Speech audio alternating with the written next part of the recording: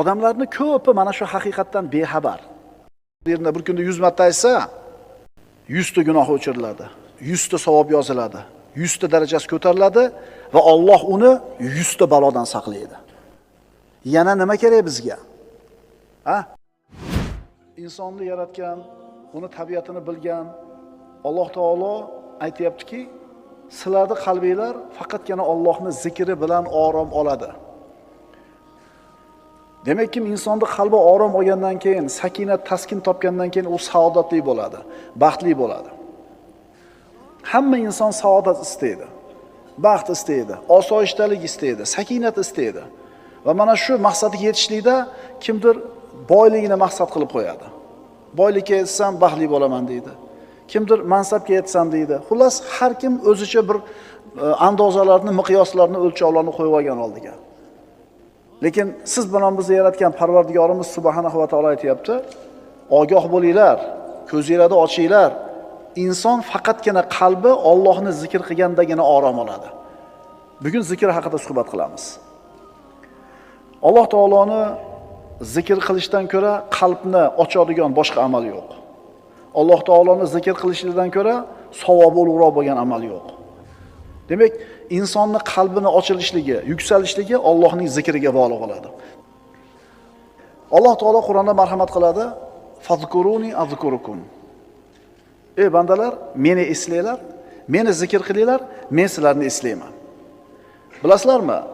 Yer yuzida bir jannat bor. Allohning zikri degan jannat. Allohning zikri bu yerdagi jannat. Kim mana shu yerda yashab turib shu jannatga kirmagan bo'lsa, oxiratdagi jannatga kirmaydi. Ilm majlisi, Qur'on tilovati, Allohning zikri bo'lgan halqalar. Mana shu zikrda o'tirgan odam jannatga kirgan hisoblanadi yer yuzidagi. Endi yer yuzidagi jannatga kirdimi, inshaalloh oxiratdagi jannatga ham kiradi. Allohning zikri, birodarlar, qalbni toyilishdan, mashaqqatlardan, iztiroblardan qutqarish degani. Allohni zikr qil, birodar. Zikring uni orqasidan keladigan foydalar uchun bo'lib qolmasin. Juda ham nozik nuqta shu. Boshida aytib qo'yay. Allohni zikr qilsang, Allohga yaqin bo'lasan. Maqsad shu bo'lsin. Allohni zikr qilsang, Alloh seni yaxshi ko'radi.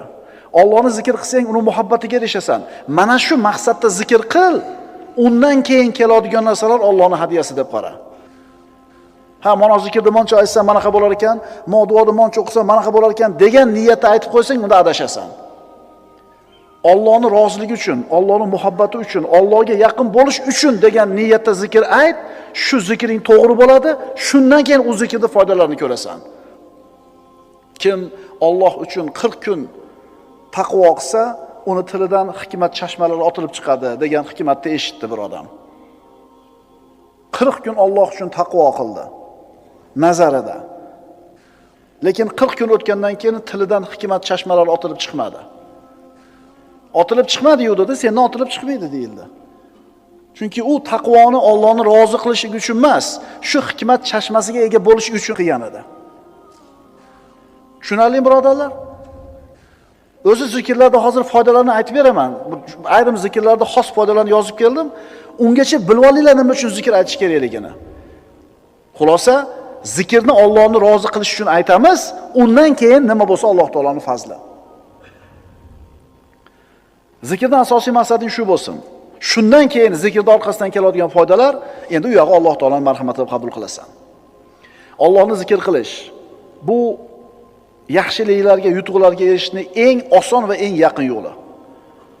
Zikrning nima foydalari, qanday ulkan foydalari borligini bilmoqchi bo'lsang, kitob va sunnatga nazar sol, shuni o'zi kifoya qiladi.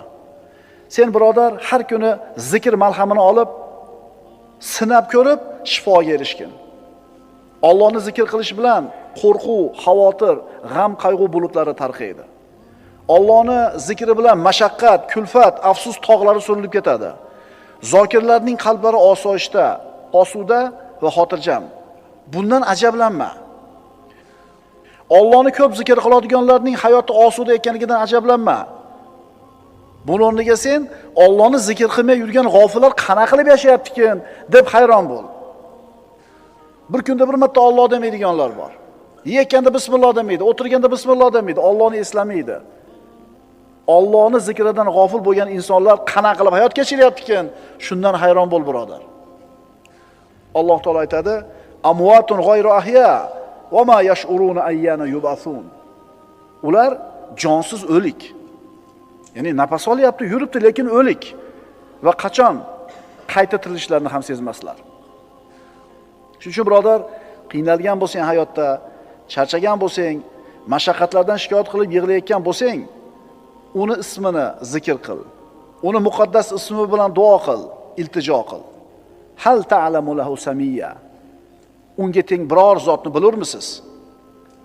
Birodar, seni qalbingning xotirjamligi Allohni zikr qilishingga bog'liq bo'ladi.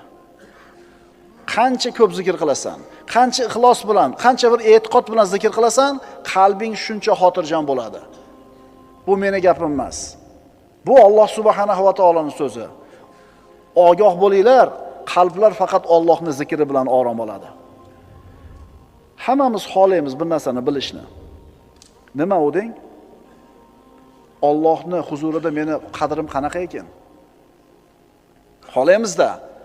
Alloh meni qadrlarmikin? Allohning huzurida meni qadrim qanaqa ekan? Bilishni xohlaysan, birodar?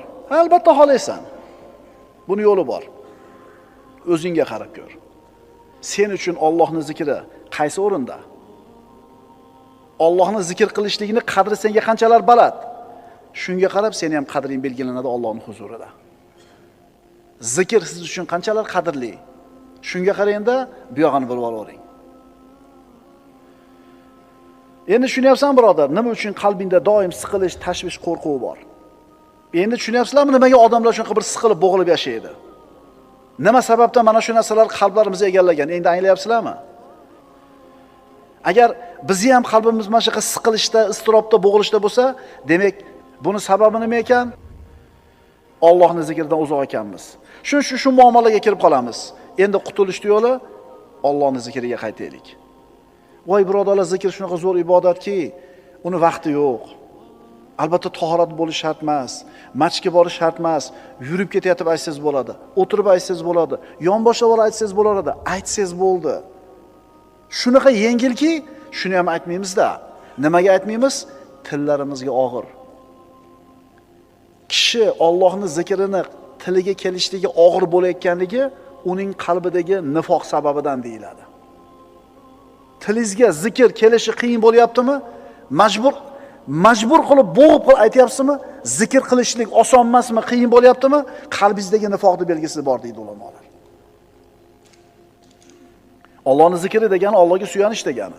Unga suyanish degani, ishonish degani, tavakkul qilish, qaytish degani. Allohning zikri degani Alloh haqida yaxshi gumon qilish degani, undan yengillikni kutish degani. Agar duo qilsang Alloh senga yaqin. Nido qilsang eshitadi. So'rasang ato qiladi. Shuning uchun Allohga zorlan. Duo qil, undan qo'rqin. Sano ayt, hamd ayt, duo qil, istig'for ayt, uni pokiza ismini doim tinimsiz takrorla. Inshaalloh uni madadi bilan saodatni topasan, omonlikni, xursandchilikni, nurni, osoyishtalikni inshaalloh qo'lga kiritasan. Ogoh bo'linglar, qalblar faqat Allohning zikri bilangina orom oladi. Bo'ldi, ertadan shu zikrlarni aytaman degan xulosa bilan chiqib ketish kerak. Tevada 18 ta mavzu o'tdikmi? U bir tomon bo'lsa, bu o'zi bitta alohida tomon. Tushunyapsizlarmi? 18 ta darsimiz bitta pallada, mana shu zikr bitta pallada. O'sha 18 ta o'tgan narsamizni doim yodimizda turishi, o'shunga amal qilishligimiz zikrga bog'liq. Estağfirullah. Fa'atahumullohu savabad dunya va husna savabil axirah vallohu yuhibbul muhsinin. Bas mana shunday zokirlarga Alloh dunyoda ham savob, g'alaba, mol davlatni berdi va oxiratda ham go'zal ajrni, jannatni ato qiladi. Kimga? Zokirlarga. Allohni ko'p zikr qiluvchi bandalariga. Payg'ambarimiz sollallohu alayhi vasallamdan mana Abu Dardo roziyallohu anhudan rivoyat qilingan hadisga qaraymiz. Rasululloh aytadilar, sizlarga amallaringlarni eng yaxshisini o'rgataymi? Podshohlaringiz huzuridagi eng pokizasini o'rgataymi? Darajalarni ko'taruvchi oltin, kumushni sarflashingizdan ko'ra yaxshiroq dushmanga ro'baro bo'lib, sizlar uni bo'yniga qilich urishinglar va ular ham sizlarni bo'yningizga qilich urishidan ko'ra yaxshiroq bo'lgan amalni xabarini beraymi?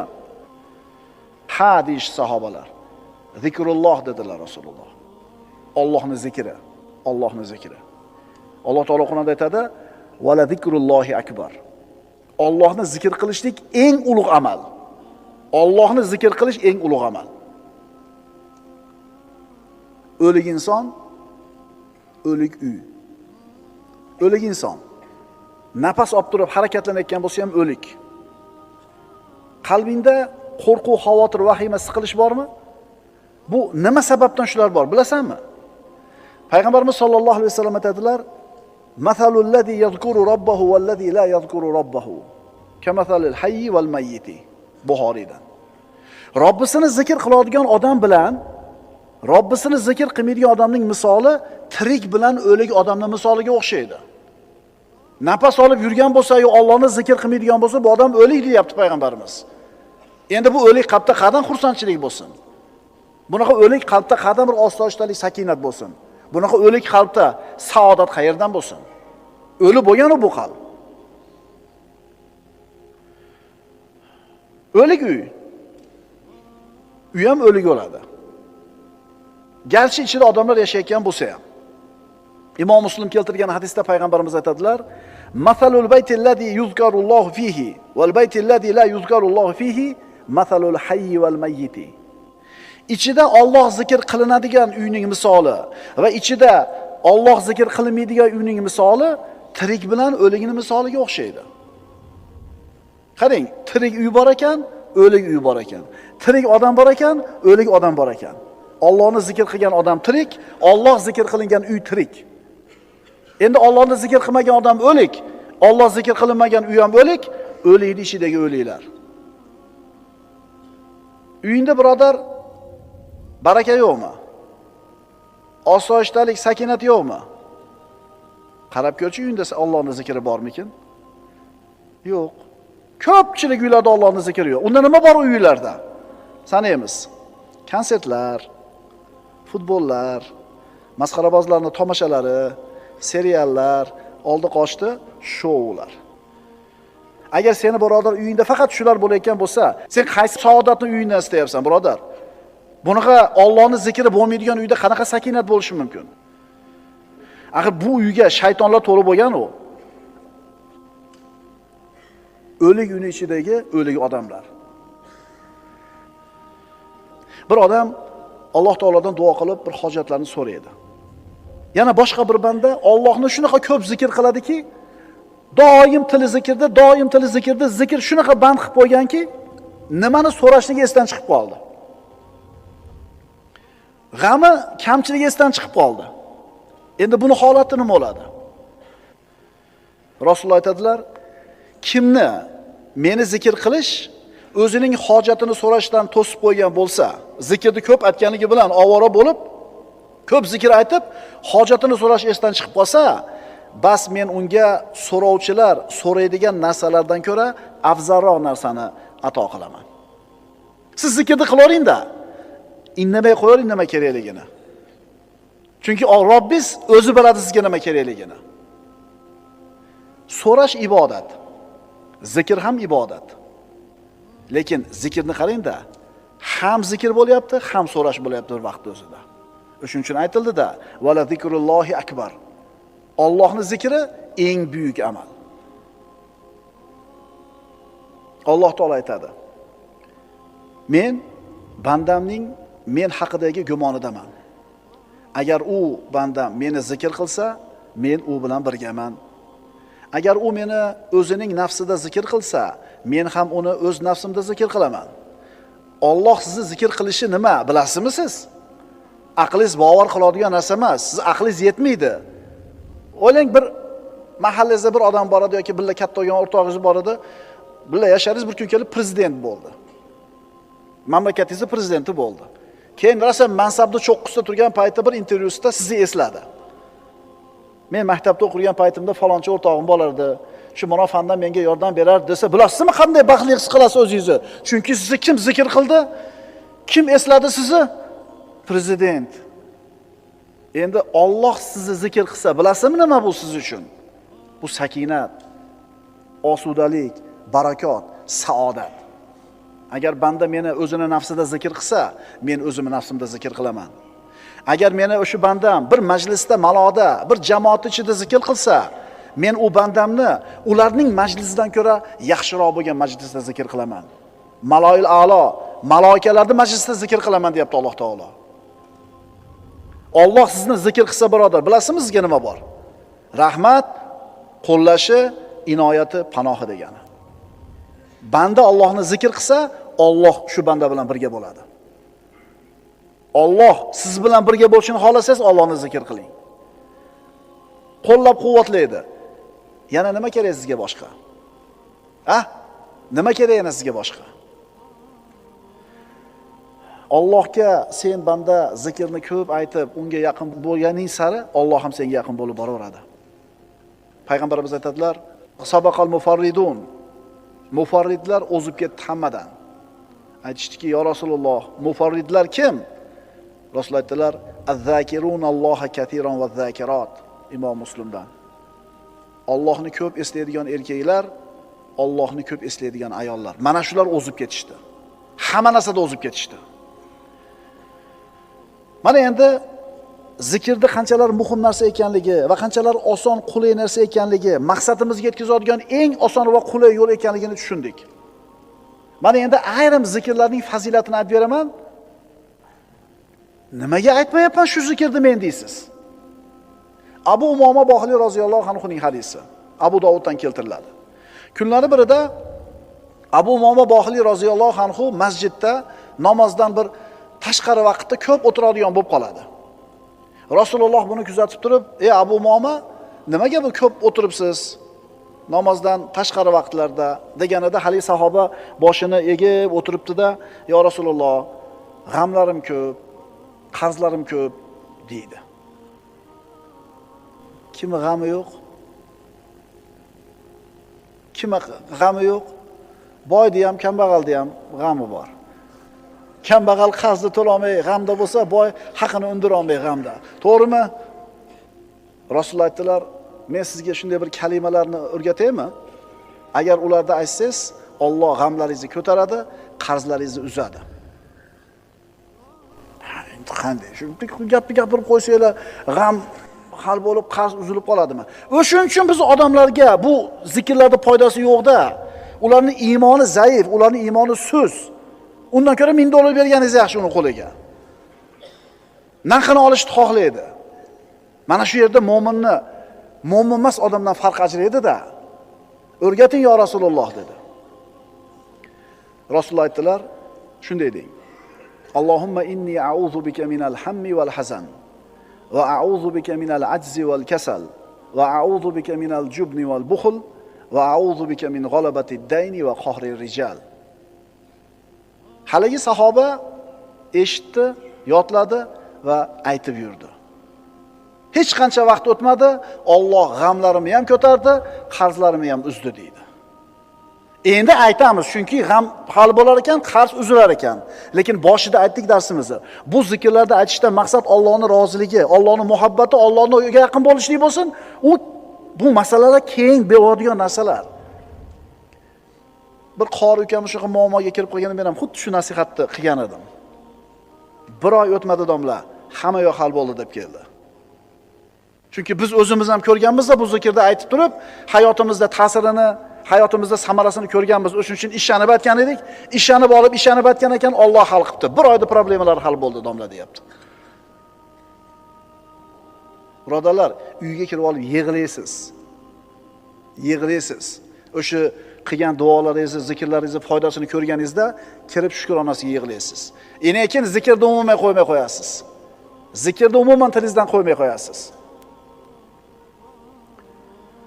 Biz mana shu hadisni voqeligini hayotimizda o'zimiz ham ko'rdik, shogirdlarimizni ham ko'rdik, sizlarda ham inshaalloh ko'ramiz. Faqat ixlos bilan aytilsin, doimiy bo'lsin. Yustajabu li ahadikum ma lam yasta'jil ila Rasululloh. Shoshilmasanglar duolar ijobat bo'ladi. Qanday qilib shoshilamiz yo Rasululloh? Rasululloh aytdilar: Sizlardan bittanglar Allohga duo qiladi, keyin aytadi, duo qildim, Alloh ijobat qilmadi deydi. Mana shu odam shashiltirdi, endi buni duosi ijobat bo'lmaydi. Istig'forning ayrim foydalari. Nuh alayhissalom o'zini qavmini 950 yil da'vat qildi va ularga Robbilariga istig'for aytishlikni buyurdi. Avvalambor gunohlarga mag'firat. Men dedimki, Parvardigoringizdan mag'firat so'ranglar, albatta u o'ta mag'firatli bo'lgan zotdir. Ikkinchisi, yomg'ir yog'ishiga sabab. Yursilis sama alaykum midrora. U zot ustinglarga osmondan yomg'ir yog'diradi. Rizqmi, barakami? Uchinchi foydasi, moli dunyo, farzandlar bilan quvvatlaydi. Va yumdidukum bi amwalin va banin. Va sizlarga moli dunyo, bola chaqa bilan madad beradi. To'rtinchi foydasi, bog'i bo'stonlarga sabab bo'ladi. Va yaj'alakum jannatin. U Alloh sizlarga bog'i bo'stonlarni beradi. Beshinchi foydasi, daryolarda suvni serob bo'lishiga sabab. Va yaj'alakum anhara. Sizlarga oqar daryolarni ato qiladi. Bitta istig'forga. Oltinchi foydasi, jismoniy quvvatingga quvvat bo'ladi istig'forni ko'paytishing. Va yazidukum quvvatan ila quvvatikum. Va kuch-quvvatlaringizga yana kuch-quvvat beradi. 7-foydasi, istig'for chiroyli rizqni kelishiga sabab bo'ladi. Yumatti'ukum mata'an hasanan ila ajalin musamma. U Alloh sizlarni ma'lum muddatgacha chiroyli rizq bilan bahramand qilur. 8-foydasi, har bir fazl egasining fazliga erishishiga sabab bo'ladi. Va yu'ti kullazi fadlin fadlahu. Va har bir yaxshilik sohibiga yaxshilik mukofotini berur. 9-si, balolarni daf bo'lishiga sabab bo'ladi istig'for. Va ma kana Allohu mu'azzibahum va hum yastaghfirun. Modomiki ular istig'for aytib turar ekan, Alloh ularni hargiz azoblamaydi. Sanab chiqamiz, kelinglar. Istig'forning birinchi foydasi gunohlarga mag'firat. Yomg'ir yog'ilishiga sabab, moli dunyo, bola chaqa, bog'i bo'ston, daryolar, quvvat, chiroyli rizq, har bitta fazil egasi fazilni oladi, balolarni daf bo'lishi. Bitta istig'for uchun yana nima kerak sizga? Yana nima kerak? Nimada yuribsiz o'z ko'chada? Bola, chaqa, tirikchilik, hammasi istig'forning ichida turibdi. Quvvatda yurmayapsiz ko'chada, quvvat ishida ekan. Daryo, yomg'ir, bog'roq nimani evaziga berilyapti? Voy, men nima qilib yuribman istig'for etmasdan degan xayol keldimi kallanglarga? Astagfirullohal azim va atubu ilayh. Astagfirulloh va atubu ilayh. Astagfirulloh. Qaysinisi tilingizga qulay? Ketkuchi aytib keting shuni mashinada uyingizga. Ishga ketkuchi aytib keling. O'tirib ayting, turib ayting, ishga ketayotib ayting, yurib ketayotib, kiyinayotib ayting, zikr ayting birodar. Bilasizmi zikr nimaga o'xshaydi? Tuyaydagi gul qurishni boshlaganda suv qo'yasiz, u gul yashnaydi. Ana shu gul siz bilan bizning qalbimiz. Ana shu quyilayotgan suv Allohning zikri. Shuning uchun aytdik, Allohni zikr qilayotgan odamning qalbi xotirjam, osoyishta bo'lganiga hayron bo'lma. Allohni zikr qilmayotganlar qana yashayotganiga hayron bo'l. Salovatning foydalari. Payg'ambarimiz Muhammad Mustafa sallallohu alayhi vasallamga salovat aytishning foydalari. Rizqni keng bo'lishi, hojatlarning ravo bo'lishida Rasulullohga salovat aytishlikning fazilati. Odamlarning ko'pi mana shu haqiqatdan bexabar. Salovat aytsa, hamma muammolar hal bo'lishigidan bexabarligi uchun salovatga beparvo. Qaytarib aytaman. Payg'ambarimizga salovat aytishlik hamma muammolarni hal bo'lishligining sababi. Insonlarda aqli yetmaydigan, insonlarda qo'lidan kelmaydigan masalalarni hal bo'lishi ham salovatga bog'liq. Ishonasizmi, birodar? Ishoning. Qanday endi men Allohumma solli ala sayyidina Muhammad deb yursam, problema seniki hal bo'lmaydi. Seniki hal bo'lmaydi million marta aytsang ham, chunki iymon yo'q. Endi u problema hal bo'lish uchun aytyapsan, o'shuning uchun ham hal bo'lmaydi seniki. Avvalambor Muhammad Mustafa sallallohu alayhi vasallamga salovat aytishlik Allohning buyrug'i. Astagfirullah. Innalloha va malaikatahu yusalluna alan nabiy. Ya ayyuhallazina amanu sallu alayhi va sallimu taslima. Albatta Alloh ham salovat aytadi payg'ambarga, malaikalar ham aytadi salovat payg'ambarga va ey mu'minlar, sizlar ham payg'ambarga salovat aytinglar. Qarang, Alloh taolo o'zi aytayapti salovatni. Tushunyapsizlarmi, qanaqa ulug' ibodat bu? Ubay ibn Ka'bning hadisiga murojaat qilamiz. Ubay ibn Ka'b mushtahid sahobalardan bo'lgan. Eng peshvo ilmdagi sahobalardan bo'lgan.